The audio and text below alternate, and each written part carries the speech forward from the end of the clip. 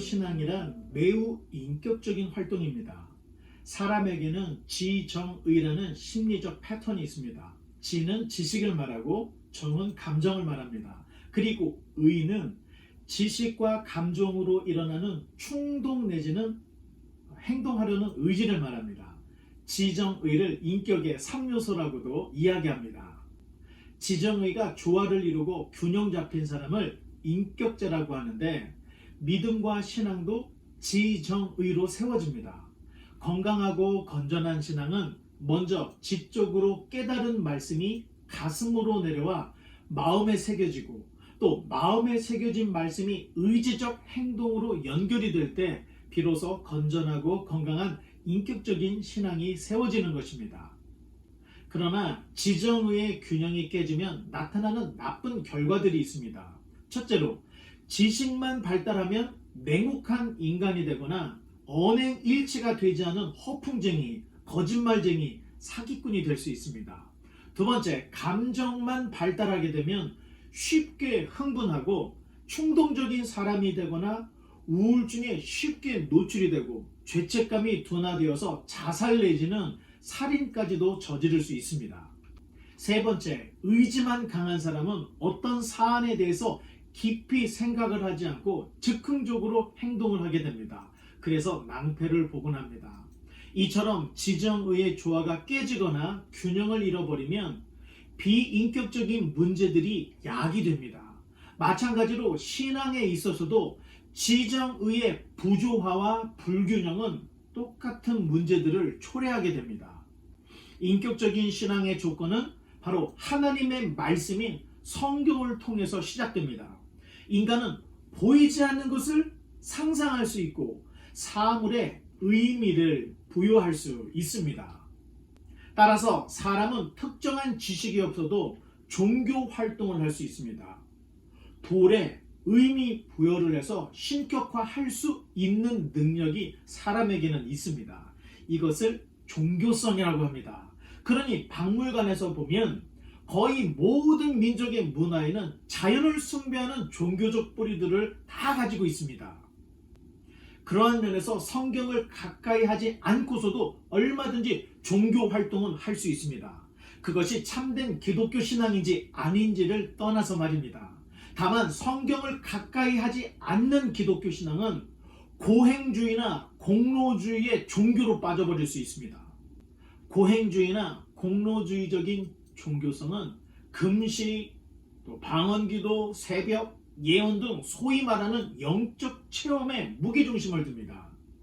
그러나 이러한 신앙의 특징은 신앙의 대상이 되시는 하나님에 대한 설명이 매우 짧고 구원에 대해 설명을 못하거나 초급에 머물러 있는 이런 일들이 너무나도 많이 있습니다.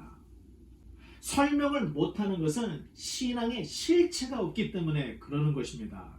그러니 성경을 모른 채 10년, 20년 교회 다니면서 예배, 찬양, 헌금, 설교, 기도를 했다 해도 믿음의 대상, 구원의 실체가 없는 헛개비 신앙일 수가 있다는 것입니다. 따라서 신앙이란 성경과 교리를 아는 만큼 성장한다고 봐야 합니다. 어떤 분들은 성경과 교리를 배우면 신앙이 갑자기 냉랭해지거나 교만해진다고 말합니다. 그것은 신앙 자체가 감정과 의지에 치중되었거나 어설게 배워서 그러는 것입니다. 제대로만 배우면 삶이 변화하고 이 땅에서 하나님 백성으로서 뛰어나게 살아가게 되는 것입니다. 모든 행동은 기억에서입니다. 심지어 우리가 꾸는 꿈도 기억에서입니다. 기억이란 시각, 청각, 촉각으로 입력이 되는데 공간관계, 또 시간관계로 입력이 됩니다. 공간관계란 공간과 사물을 연결하는 능력입니다. 예를 들어 수백 장의 사진 중에 내 사진이 아닌 것은 금방금방 찾아내듯이 내가 가본 곳의 공간과 사물의 배치를 정확하게 기억하는 능력이 공간인식 능력입니다. 여기에 사건의 시간적 순서가 연결이 되면 스토리가 됩니다. 골라낸 사진들을 순서대로 배열하면 나의 과거 이야기가 만들어지듯이 우리 뇌는 이러한 방식으로 공간과 시간을 연결해 스토리로 기억을 저장을 합니다. 우리 뇌에 저장된 기억 스토리란 원인과 결과라는 인과적 단서가 됩니다. 이 단서들은 감정으로 연결이 되어 있습니다. 그래서 옛 추억을 떠올리거나 드라마, 책을 보면서 눈물을 흘리는 것입니다. 그러니 하나님의 마음이 담겨있는 성경을 보면서 눈물을 흘리지 못하는 이유는 아직까지 성경의 지평이 열리지 않아서 성경 전체의 이야기가 들어오지 않기 때문에 그럴 수 있습니다. 그러니 신앙이 단편적이고 짤막한 설교나 큐티에 의존할 수밖에 없는 것입니다. 어떤 면에서 성경 전체의 이야기가 들어오지 않았다는 것은 신앙의 대상이 되시는 하나님을 정확하게 모른다고 봐야 합니다. 누군가를 안다고 할 때는 그 사람의 과거로부터 현재를 알 때 안다고 말하는 것입니다. 따라서 성경도 구약과 신약을 다 가지고 있는 것입니다. 하나님을 믿는다고 할 때는 알을 포함합니다. 그 알은 하나님의 과거로부터를 알고 믿는 것이기에 성경의 첫 책인 창세기에는 태초에 하나님이 천지를 창조하셨다는 이야기로 시작을 합니다. 또한 우리의 신앙의 고백인 사도신경에도 전능하사 천지를 만드신 하나님을 믿는 것으로부터 출발을 하는 것입니다. 그러니 신앙에 있어서도 기억, 즉 지식이 얼마나 중요한지를 알아야 합니다. 정말 중요한 것은 기억이 없으면 감정이 없어지고 감정이 없으면 미래의 꿈이 실종이 되어버립니다. 따라서 인간의 존귀함은 기억에 있습니다.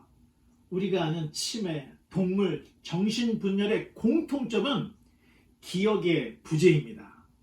식물학자들의 말을 들어보면 인간이 꽃을 좋아하는 것은 벌과 나비가 꽃을 좋아하는 것과는 다른 것이라고 합니다. 벌과 나비는 생리적으로 유전자의 꽃을 찾아가게 프로그래밍 되어 있어서 꽃을 찾아가게 됐지만 사람은 그렇지 않다는 것입니다. 꽃을 아름답게 느끼는 것은 문화적인 학습의 결과입니다.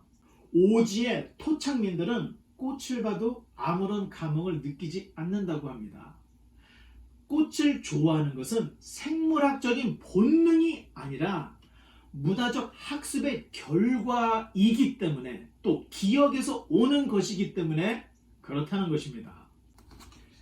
기억이 인격적인 사람을 만들어냅니다. 그렇다고 이런저런 잡다한 기억은 있으나 마나한 것들이고 우리에게는 양질의 기억이 필요합니다. 언어, 역사, 과학, 철학, 논리, 수학 이러한 기억들은 사람을 건강하고 건전한 인격자로 성장을 시켜나갑니다. 기억이 감정을 만들어내고 기억이 의지적인 행동을 하게 하기 때문에 그러는 것입니다. 마찬가지로 성경과 교리의 기억이 많으면 많을수록 우리는 인격적이고 건강한 신앙을 가질 수가 있는 것입니다.